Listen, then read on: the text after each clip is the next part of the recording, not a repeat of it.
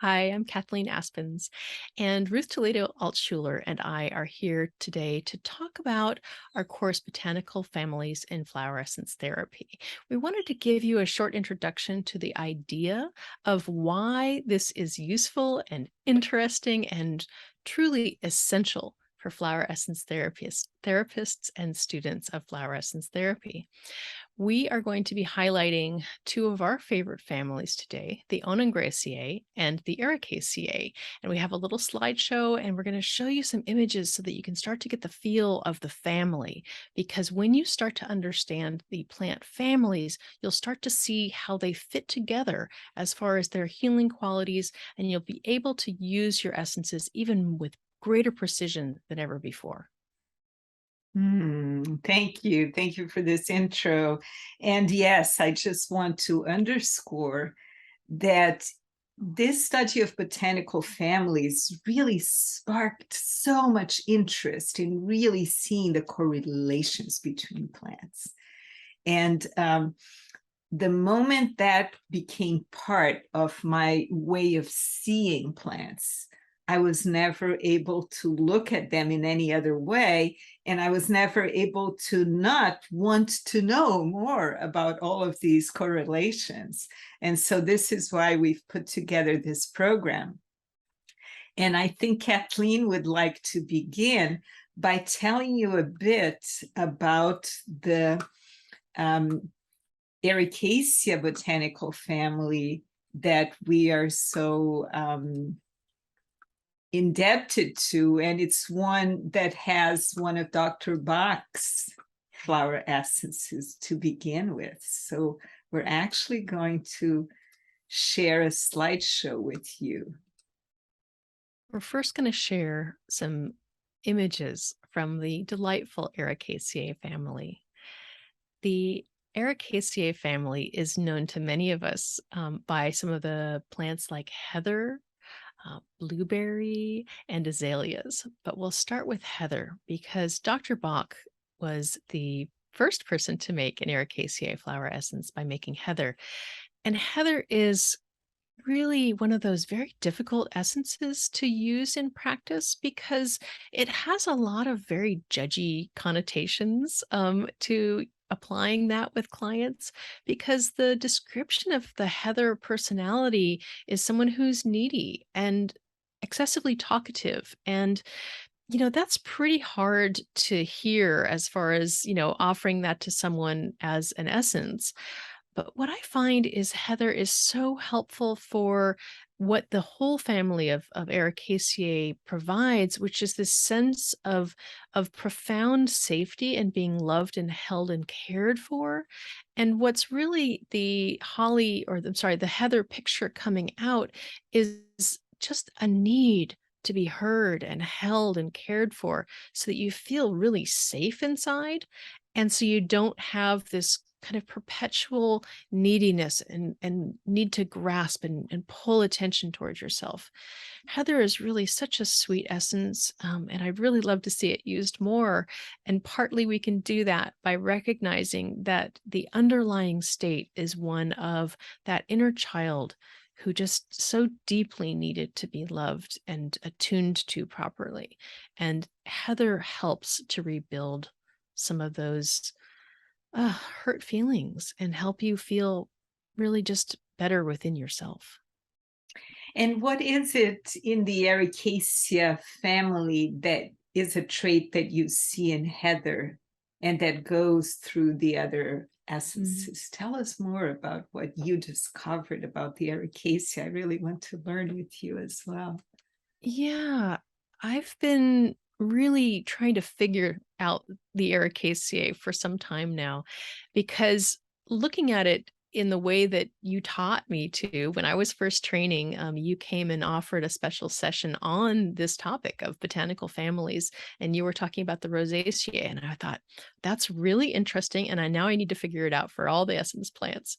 So I've been thinking about the Ericaceae for some time, and we have Ericaceae plants, obviously Dr. Bach's heather, and then we have things like manzanita, we have madrone, we also have from the Alaskan essences a variety of essences like the alpine azalea and also the bog blueberry. And I was always really, they always seemed so very separate in their indications to me. And I was just really compelled and curious as to how they all fit together within a theme. And really, for me, it came together when I started to study some of the azaleas and rhododendrons as essences. And I was able to kind of dive deep into that experience of what it's like in my body and what it's like as to the messages and the uses of the essences. And I was able to see how this particular plant family speaks to this, this wounding of the child, this wounding of this very early incarnational experience when we should have been held and cared for and attuned to really, really thoroughly, so that when we had a need, and it's long before we're cognizant of needs, it's long before we're able to express ourselves intellectually, let's say. It's just the cry of the baby. It's the cry of the very, very little one who needs warmth or to be held or hungry or whatever it might be. And what my experience has been in working with some of these essences is I see that they repair this wound of when we cried, we weren't picked up. We weren't fed. Nobody was coming for us. And that is the deepest wound, because it happens before we can even think about it. And then we end up creating, compensatory strategies around that. But the bottom line is that that's the wound, is that we were not met. So we don't trust the world. We don't have that deep knowing that if we have a need, it will be met. We're quite sure we're all on our own. On some really deep, profound level, we're certain no one is going to come and help us. And the madrone, oh, this is such a beautiful healer. Madrone essence just gives you this sense of this earth mother. Our human mothers are human and flawed and imperfect, and nothing is ever perfect. But the madrone can help us restore that sense that the earth wants us here. The earth is caring for us, that we have a deep physical connection to our bodies and to the earth. I love this. And this tree is just, it grows in the ecosystems where you live, and it also grows in the ecosystems where I now live. So I went on a quest to find this fully blossoming madrone a while ago, and I also found these images of these berries that actually don't stay on the tree for very long because they get eaten very quickly. And I was really quite amazed at the resilience of madrone also after the fires. What would you have to say to that? It's so true. We have madrones right around my house here where we had a serious fire a few years ago, and a lot of them did burn very, very hard. And it's part of their adaptation is that they're okay with being in a very burned place, and they can restore themselves back up from their roots. So one of the signatures of this plant is that resilience, that extraordinary resilience and ability to come back after very, very difficult, just what would you call them? Like transformational experiences, deep Yes, experiences of loss. yes. And to rebuild its physical form, right, in such an efficient way. And so would you like to show some of the Alaskan essences as well? Yeah, I would love to. It's been so fun to be able to work across the essence lines. So the Cassandra, and you can see in this picture, you can see the very distinct Ericaceae signature of that enclosed flower, which can only be pollinated by little tiny beaks or little tiny noses to come through. So fun to see all the images.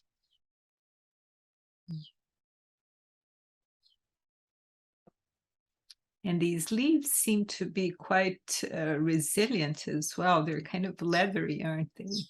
They really are.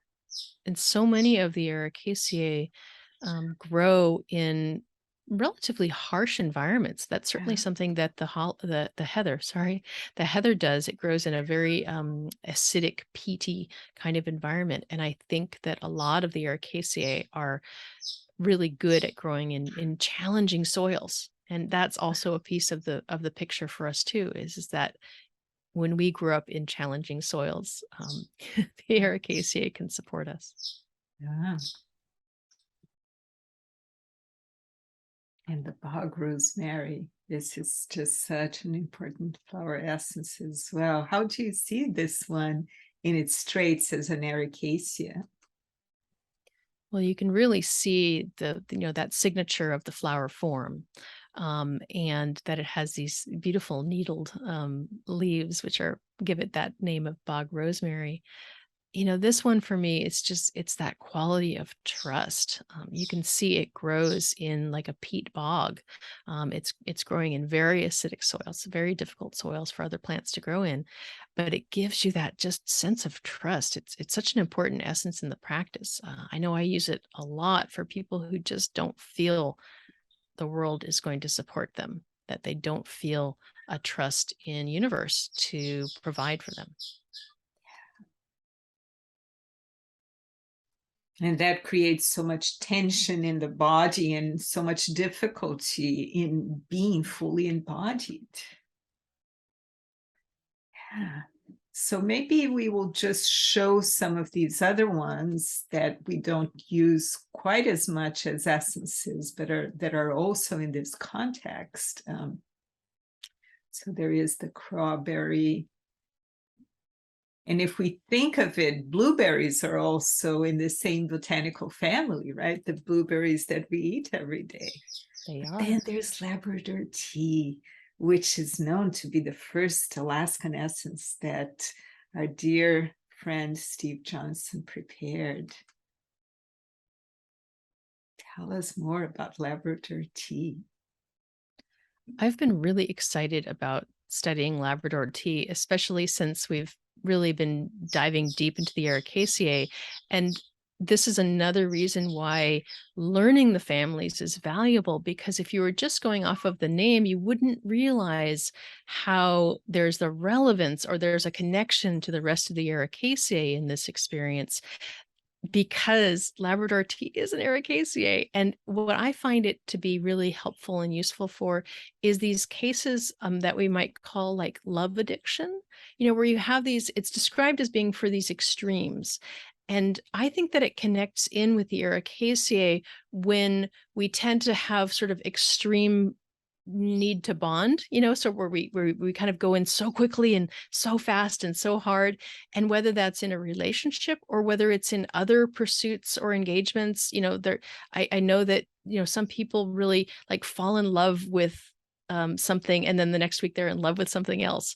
And it's this kind of these wild extremes that I think maybe have their roots in a little bit of a disturbed bonding. That is such a great insight. I love this idea of using this essence for the pattern that I often call relationship addiction. Yeah, and I do a lot of work with that. So wow, this is great. I can totally see the application and see how it makes sense.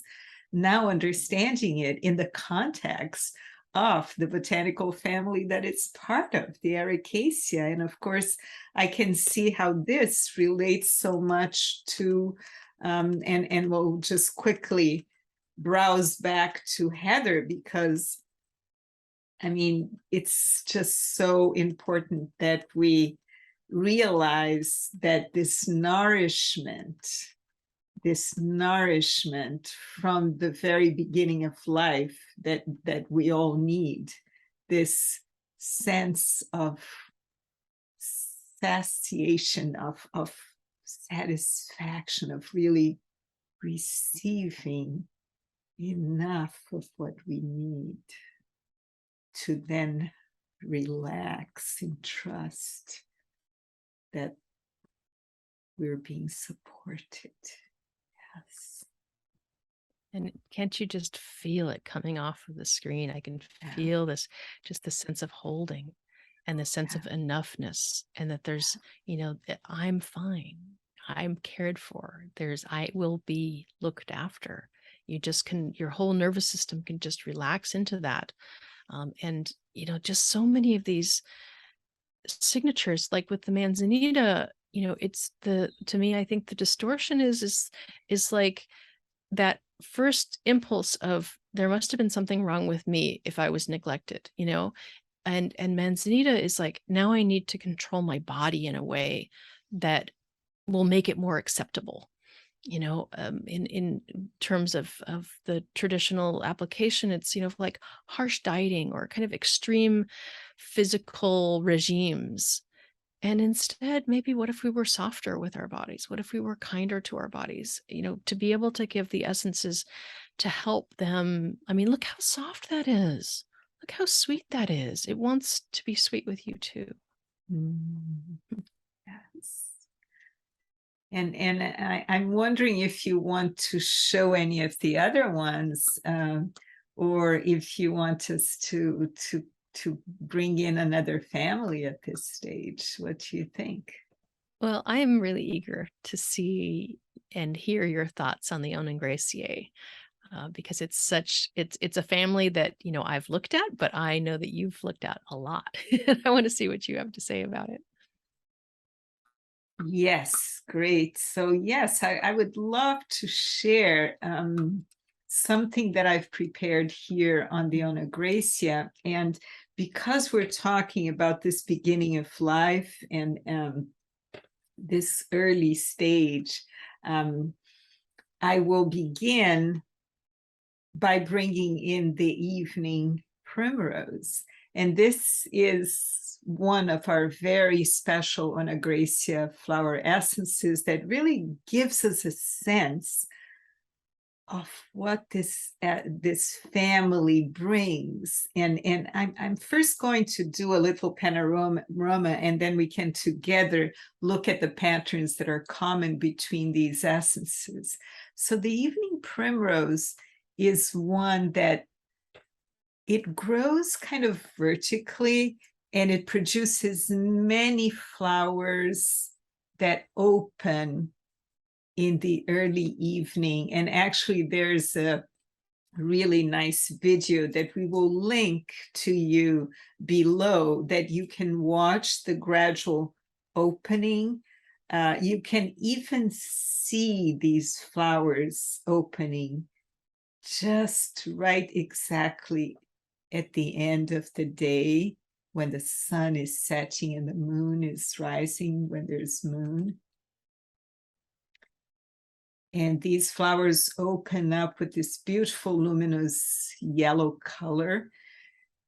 One of the signatures of this family is these flowers with 4 petals, and this central part that has this signature of 4 as well. So there's this strong expression of the signature of 4 in the evening primrose. And the evening primrose is a flower essence that, when it comes up in the work that we do, we know that there is some repatterning needed in relation to what was experienced in the life, even in the womb, even before birth, or in that perinatal period, the actual birth itself, when there's been birth trauma, and that period right after birth as well, that time right after birth. And when there's been a lack of appreciation, for instance, when the child that is being conceived was not actually desired, when it wasn't really welcome as a pregnancy at that time, And usually there is that sense of lack of that warmth in receiving that child that is coming. And that's what the evening primrose bring, is that gaze of warmth, that loving warmth that wasn't there. But the way it does this, it helps to repattern that experience. And in a similar way, the Dune Primrose, a close relative, but this one is one that grows in the desert, where it's very, very dry. It's scorching dry, and it also opens up at night to be pollinated by some of the evening insects, and it stays open into the early morning sun. So there's a delicacy to this one. And these flowers are actually quite large, and they have a little slight tint of pink. And then when the early morning sun comes, you can feel the pure whiteness. And this one is one that meets the soul in the experience that it has when it gets to be incarnated in a physical body. And it was quite comfortable being in the fusion of that oneness in the womb.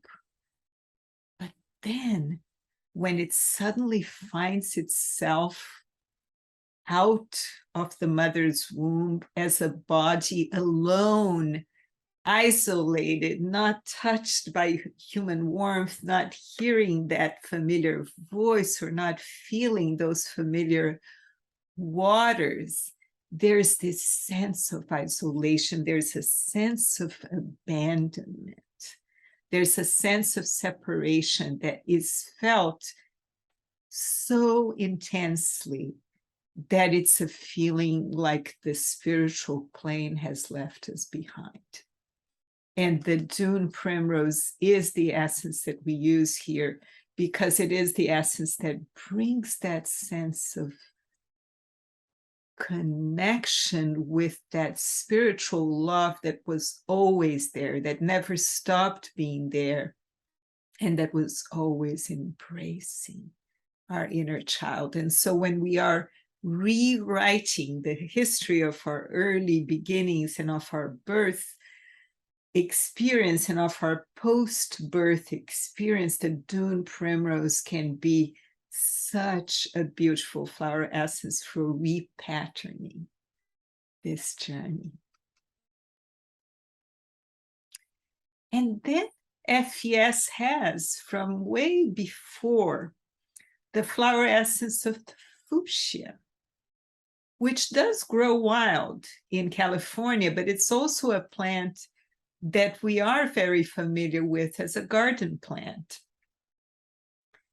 And it also has this signature 4, but in this case, it can have different tones, that strong magenta and also the purple.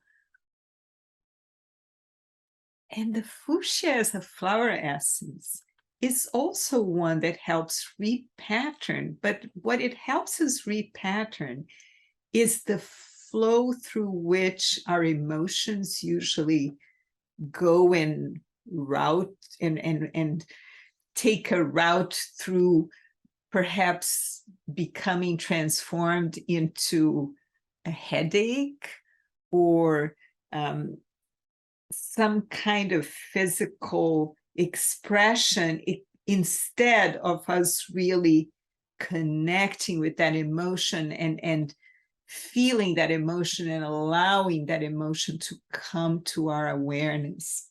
And so the repatterning here is bringing the vitality of our connection with our emotions, but in a way that makes the emotions run directly as emotions into our conscious awareness, so that we can embody these emotions and live these emotions, experience these emotions more fully, and release these emotions as well and express them for what they are.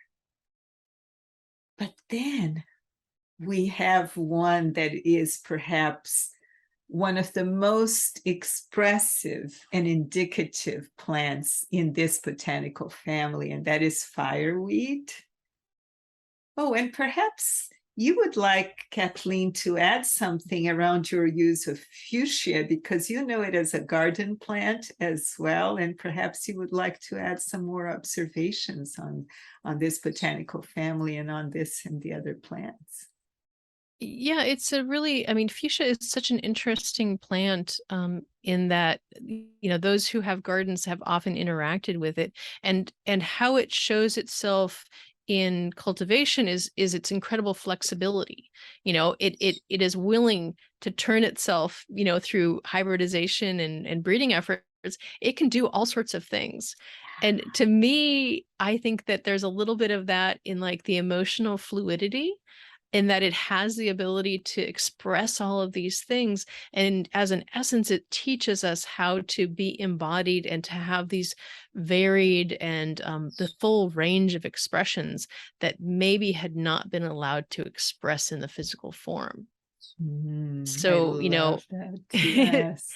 And there's it's so many interesting, isn't it? varieties of fuchsia, right? They come up with all kinds, and they're Mhm. all beautiful, but they're all very similar, right? They're all very closely related. Yeah. You can certainly see when you see them all lined up, you can pretty much tell that it's a fuchsia. It's not hard to tell apart. And it has this, it tends to have these nodding flowers for the most part, very attractive to hummingbirds. They have a really strong interaction with the animal kingdom as well. And, just to sort of echo that the primroses, the Dune and the evening, they're so incredibly valuable for, I use the evening primrose a lot in the way of, so many times the mother was exhausted. And there's as much as anything like a reproductive exhaustion that I think of with the Yeah. evening primrose, especially for those who came in, when the mother didn't really have a rest between pregnancies or had had many, many pregnancies and was just too tired to be, sort of be able to be that holding, kind, warm presence to welcome in the new soul. Uh, and the Dune Primrose, it's so interesting because it has this quality of showing us the extreme shift between the watery realms and then the harsh desert experience. We don't get that. It's so clear when you see these images of how that it's just so changed between the beautiful chalice form and then boom, the flaming hot day of the desert, which desiccates and dries tissues. So I love what you were saying about it, bringing in these qualities of this like watery nourishment of being here and being protected as well. Yes. And I want to go into the fireweed now. So let's just advance through fuchsia again, because the fireweed has the utmost expression of what I would like to share as being kind of a trait that I see running through this botanical family. So let's look at its gesture. And it is a plant that grows after there's been destruction, especially fire, but not only, areas where there's been like bombardment after the war in the Europe. It grew all over the place. And so you can see when there is disturbed land that you can get these big patches of fireweed, and they can grow quite tall. And there's kind of a very expressive gesture of the plant that blossoms from below up. And there's this incredible ability to build living matter in a very structured way. And look at the quantity of fireweed that you can find in blossom and the amount of seeds that it will offer onto the wind. So it's very efficiently reproduced, and it will very efficiently grow to revitalize the land, to revitalize the soil. And it has this magenta color that has very much this quality of renewal, of vitality. And it's one that also grew with a lot of familiarity with its pollinators. So here we see it being pollinated by the bees. And it has this incredible ability of rebuilding form. And when we think also of the signature of the four, with the four petals and the four sepals, so there's really a quality of recreation, of rebuilding. And this is the picture of the essence being prepared, still taken by my dear friend, Steve Johnson. And the affirmation that he created: I release all energies from the past into the earth. I am renewed on all levels of my being. So this is an essence that was initially researched by Steve Johnson, and then it was also researched by the FES, and it's also part of the Range of Light kit. And there is a fireweed combination that the Alaskan Essences have put forth. And this one is one that has these different octaves of fireweed. So the dwarf fireweed within the combination is one very tiny little fireweed with these little buds and this small flower also bearing that same signature. And this one also has these abilities to rebuild, but it has a sense of rhythm, of timing, of the way it opens and closes, honoring its rhythm and time. And this one is one that teaches us to do the transformation that's needed, but also honoring our own rhythm and our own timing for that.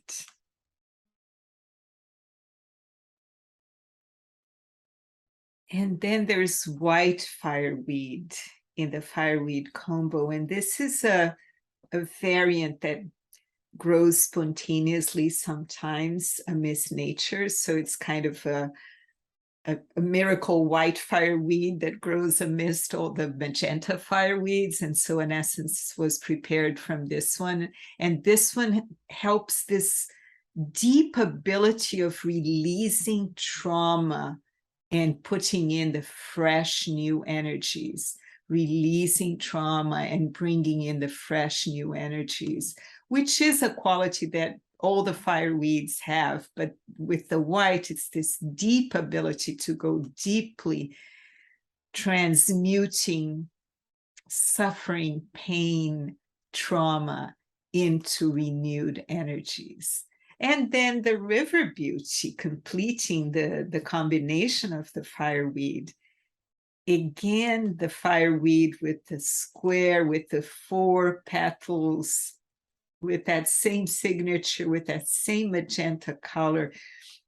But this one is one that grows close to the water, where we have the big water coming in and destroying everything, and the ability to reconstruct and start over, especially after emotional devastation and emotional suffering. This is the repatterning that fireweed river beauty, epilobium river beauty allows us to do. And so the Fireweed Combo is a combination that I use so very often when there is a need to rebuild and repattern, when we feel that the constructs that we've been carrying of all the adaptations that we've been doing to adjust to the situations of life that we went through need to be recycled, need to be released, need to be given back to the earth so that they can be transmuted and we can create totally new patterns. So I see the Onagraceae family as being one that has, in a very specific way, forces of reconstruction and repatterning. They really bring that vitality of repatterning for the rebuilding of our lives. What other comments would you have on that, Kathleen? Yeah, I mean, seconding all of that, I use the family so much because they are so essential, because there are so many cases of, different types of traumatic experiences, from what you started with the primroses, the Dune and the evening, being that very, very early, gestational and or very early life experience, traumas of the nervous system being disrupted by not being cared for appropriately, or not just kind of getting that nourishment that you really needed. And then going through, and this is why it's so interesting to view essences through their botanical families, because you can see how they connect one to the other. And you don't, have to only remember the description, or the short or the full description. You'll be able to know, okay, in my client's experience, there was a disruption at this cycle of life. There was a disruption of this sort or type. With the fireweeds, oh my gosh, I use River Beauty so much because I work with a lot of people with grief. It is really very much that grief experience of just the overwhelming, watery emotions just completely washing you out. And to create, to use the Onagraceae family to help rebuild after those just overwhelming experiences, and helping to rechannel the life force energy in a way that benefits you, that's restorative. There's so many great members of this family that can help us in all of these ways. And to know, it's in this family that I need the healing. This is the family to talk to in these sorts of circumstances, to be able to recognize that we can search this way, and search through through the families, and find the precise essence. If we just knew the name River Beauty, it wouldn't tell us that it was part of the fireweed family. It wouldn't tell us that it was in the same family as the primroses. So to recognize how they relate, on the back end, as it were, it really helps you to be more precise in using them. Yeah, and it really helps us understand what kind of forces and patterns we have to work with. And so when we consider the botanical family of the Onagraceae, we can actually look at those essences as tools for these movements of repatterning. But then which one of those tools is needed for right now, or which combination of these tools? And so we have an array of botanical families that we will like to discuss in this perspective, and making these correlations and showing these octaves, almost like we have a scale, almost like a palette of colors, and you have like the different ones, each one contemplating a different aspect. And it's just absolutely fascinating to see the collections of essences from this perspective. For me, it is, and I hope I can contaminate you with my passion for this study. Well, you certainly caught me early on, and it has been part of my practice since day one, essentially. So I really, I hope people will be sparked in interest to join us with this because there is so much to learn, and it is so fun and interesting to get to see the families all together. So we hope you will join us.